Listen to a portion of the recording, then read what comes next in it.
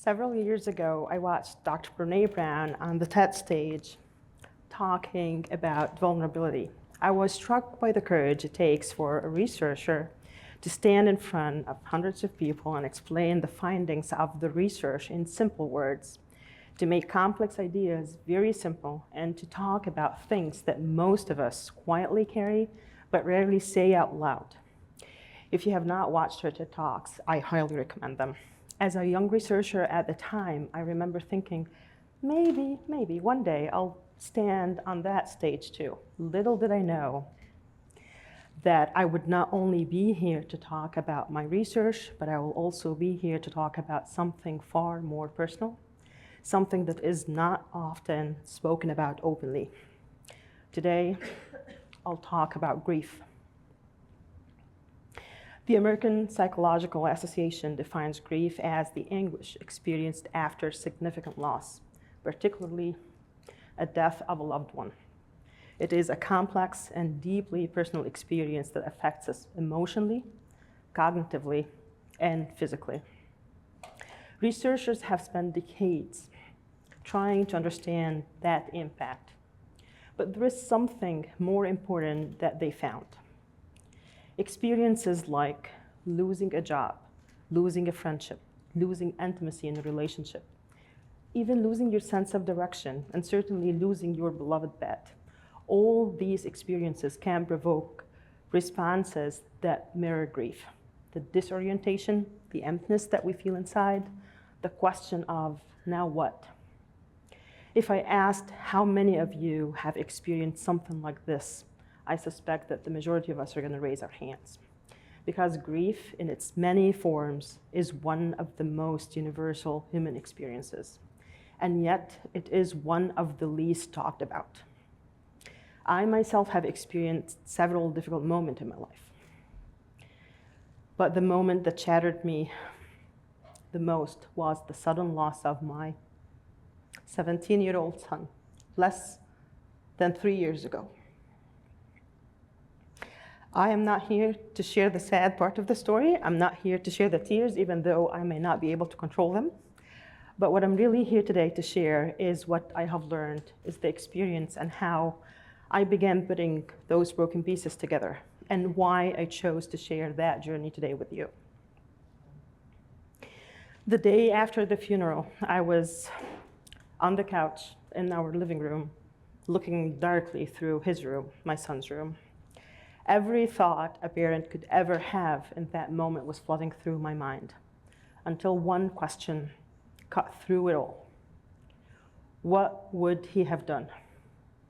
What would my son have done if I were the one that was gone and he was the one that stayed?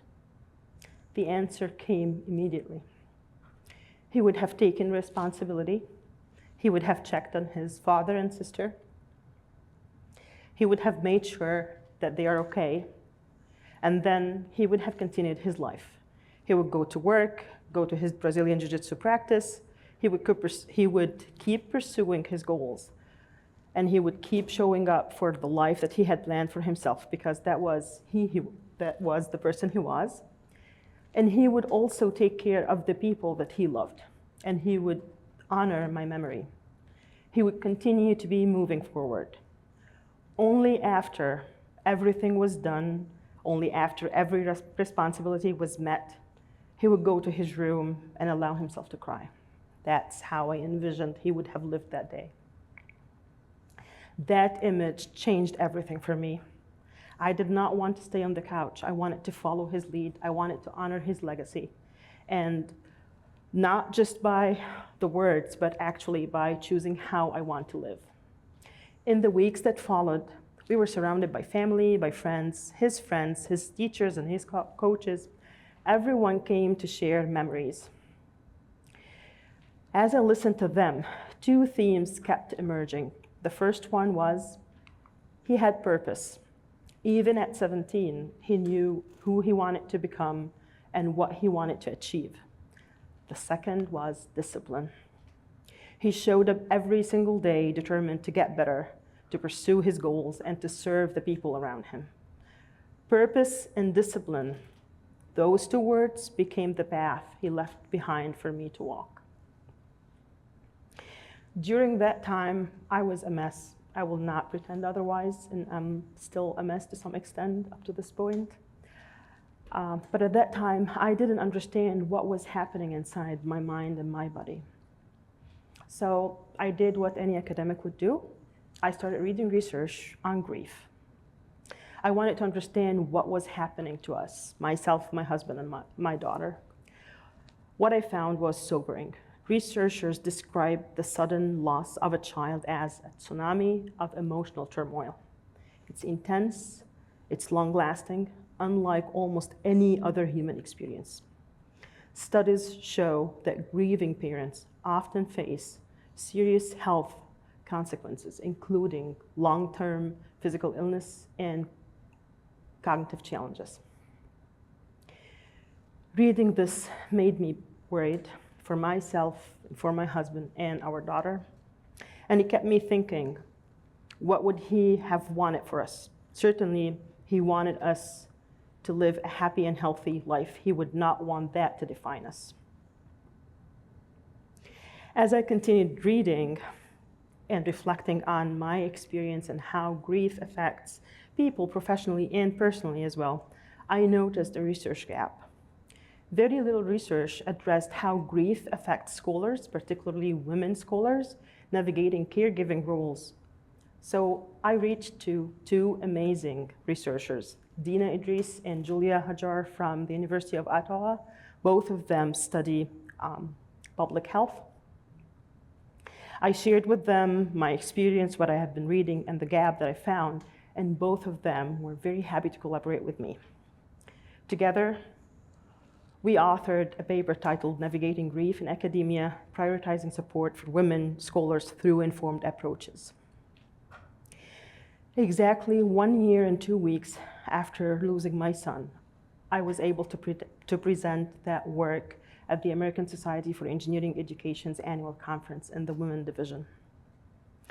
That experience was not just healing for me.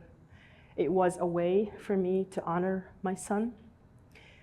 I presented to an audience determined to transform my pain into something that could help someone else. The paper did not just stay in the conference proceeding. It contributed to something real. At North Carolina State University, the Engineering Office of Faculty Development and Success launched a program to support academic caregivers, and my presentation was one of the influences behind that initiative. My grief became research, my research became advocacy, and my advocacy became change. This is what purpose can do.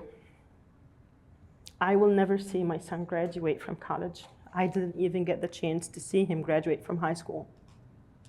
But I know that I can invest my time, my energy, my knowledge, and my effort in my teaching to support my students, to help them learn and succeed. And then I can stand there when they walk across the stage and I can shake their hand and tell them, well, good job, and I'm proud of you. I will never see my son graduate, but I can certainly contribute to the success of many students and see them graduate. I can also advocate through research and through presence for environments where people are allowed to be human, because many people around us are carrying invisible pain more than we realize.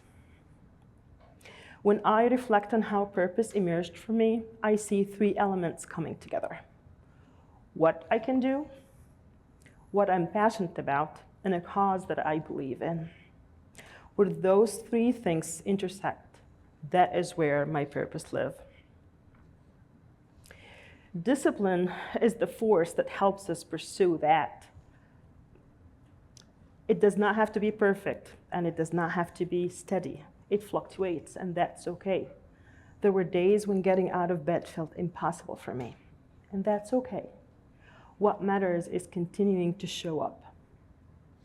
We live right now in a world full of assumptions and misconceptions. Failure disqualifies you. Healing must be complete before you begin again. Grief makes you fragile. None of that is necessarily true. When I returned to the classroom, some colleagues said, "We thought you will never come back again." Others said, Oh my God, you look like a strong woman. How about we just turn the page and not talk about it ever again? You do not need to wait until you are fully healed to begin again. You can fail and still recover. You can feel lost and you can still lead. You can carry pain and still pursue life with hope. Pain and hope are not opposites, they can coexist. Forever, I will be a grieving mother. The pain will always be part of my life, but I chose not to let it define me. I chose to pursue life with purpose and discipline. And that choice, that is where hope lives. You may look at me and think that I'm strong or I've got it all together. I want to be honest, I did not choose to be strong. I chose to be vulnerable. I chose to be authentic with myself, with my pain, and with the people around me. That is what made me strong. Strength was not the starting point, it was the result. The last thing that I want to share with you is a message that my son wrote on a whiteboard in my study. He said, "Life is good." Thank you, everyone.